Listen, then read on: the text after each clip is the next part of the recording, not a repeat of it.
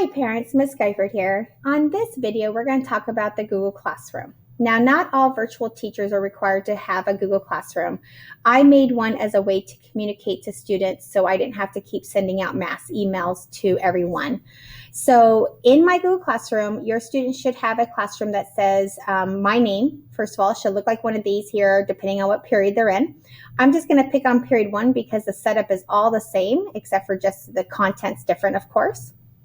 So the first thing you're going to come to is the stream page. On the stream page, I post our weekly planners. So let's talk about the weekly planner. When you click on the weekly planner, you will see what is required of your student that day. In the last video, I talked about the Edgenuity due dates. So I told you to ignore those, and I'm going to tell you why. Because I assign my own due dates. So for 8th graders, they're going to click on here. They're going to see exactly what they need to do. So on Monday, they are going to start constructing linear functions. Tuesday, they took a quiz on linear functions. Then they can start the rate of change and intro to slope. Take a quiz on that. Start exploring slope. Thursday, take a quiz again. And also start proportional relationships. The main reason our due dates are different is because I give every student Fridays off of math if I can, depending on our closures or, they're doing updates or whatever. So this day is off, and that's to allow them to catch up. So I know that they are working very hard in all of their classes. Math does take a lot of time because it doesn't, math is not something you can really race through.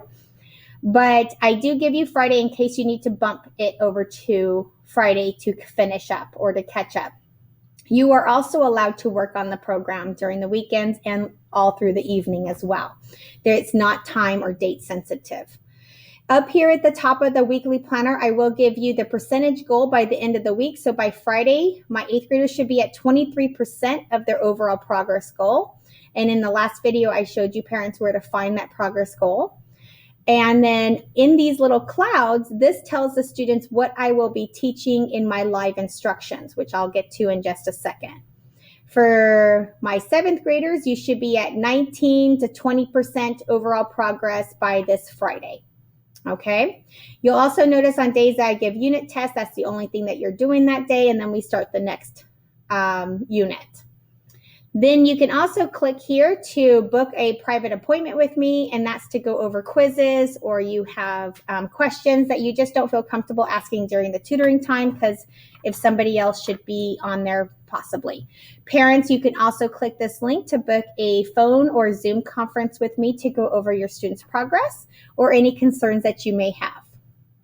So that is our planner. The planner is posted every week. I try to post it definitely before Monday, but at the very latest on Monday.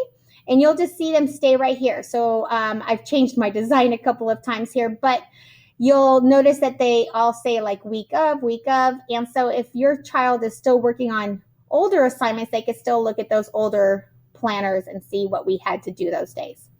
Now, if you click under classwork, this is where your students should be taking their attendance every day.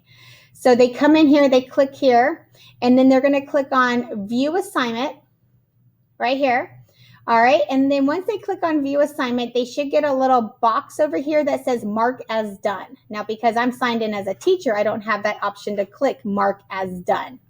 All right, so they take their attendance every day. So every day I will have the new attendance assignment here, and then this will get deleted and the new one will repost.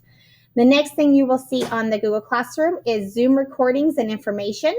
So this is a link to our Zoom. So anytime the kids want to Zoom with me, they will use this link. It's the same link for everything, tutoring, live instruction, whichever. It's also the same link for any private tutorings or conferences. Then you have your Zoom recordings. In Zoom recordings, if you click on the folder, those live instructions that I am giving each day where I'm doing the actual assignment from the EdGen program, I record those and I post them here. So since we're in September, you would just double click on September, and here you would see all the videos that we have done. You'll see the date that it was recorded on and the title. Okay, and if you can't read the whole title, just hover your mouse over it and then you can see me work through the entire assignment from the Edgenuity program.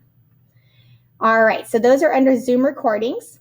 We are currently in Unit 2 for both 7th and 8th grade. This is the Unit 2 linear functions for 8th grade. 7th grade's a little different.